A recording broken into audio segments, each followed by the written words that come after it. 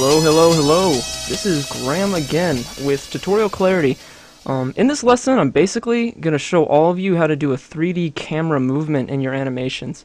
At first it can seem pretty intimidating, but after 3 or 4 projects that involve 3D camera movement, it becomes second nature, I promise.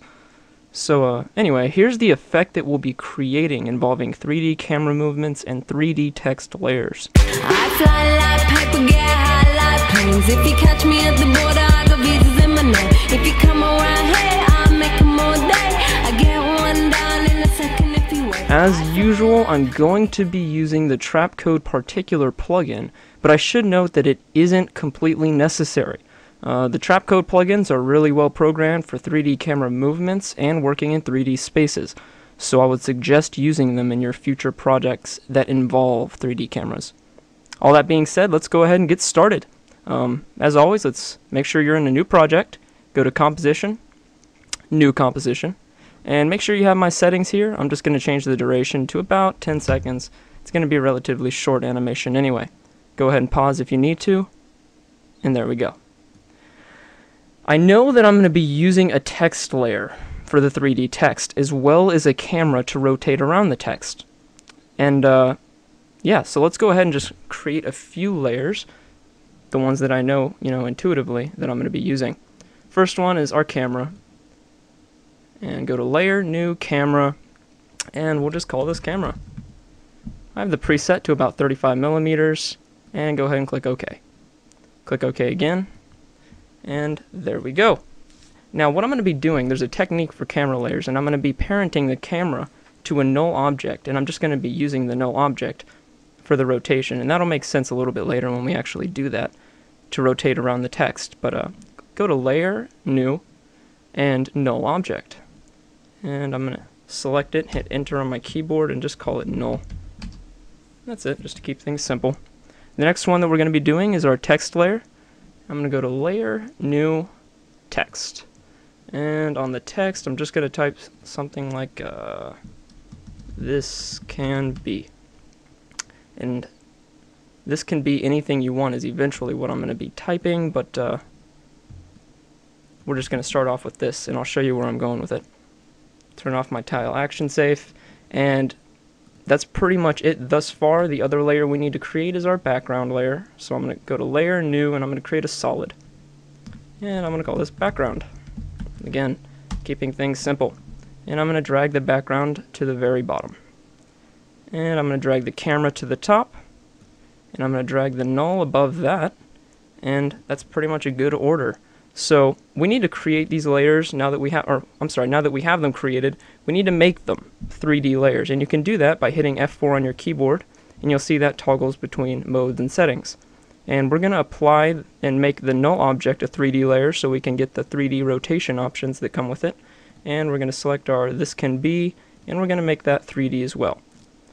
And as I said in the beginning, we're going to be parenting the null, or the camera, to the null object. And it's really simple. All you have to do is pick whip over here to the null object.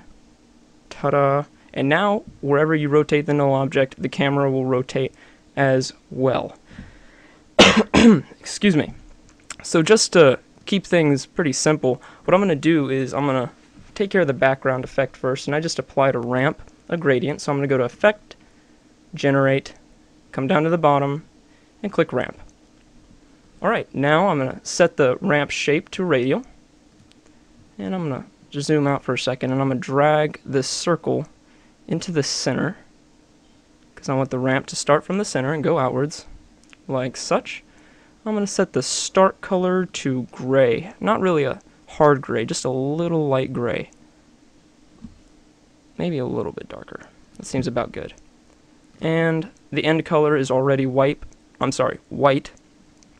And yeah, I'm going to go to End of Ramp, and I'm just going to expand it. Create a little smoother gradient. There we go. That's nice enough. That is nice enough. I'm just going to pull this down a little bit. And there we go. Alright, now onto the effect. First thing we're going to do, because what we're going to be doing is we're going to be duplicating this text layer, and we're just going to apply some effects to it. So the first thing we're going to do is apply a glow effect. Go to Effect, Stylize, and glow. And we're just going to keep the presets. I'm going to pull it up, and that is it. I just like adding a glow to it because it's behind the gray and makes it look a little nicer, in my opinion. You're welcome to do whatever you want. So then, now we have to animate the opacity. I've done this in one previous tutorial, I believe. I believe it was my pulsating wave effect. But yeah, so just pull it down, and you'll see this tab or button over here. It says Animate. Left click it, and click on Opacity, because we're going to be animating the opacity. And that pulls down the Animator 1 options, automatically pulls down the range selector, and the opacity itself. So I'm going to set the opacity of this to 0.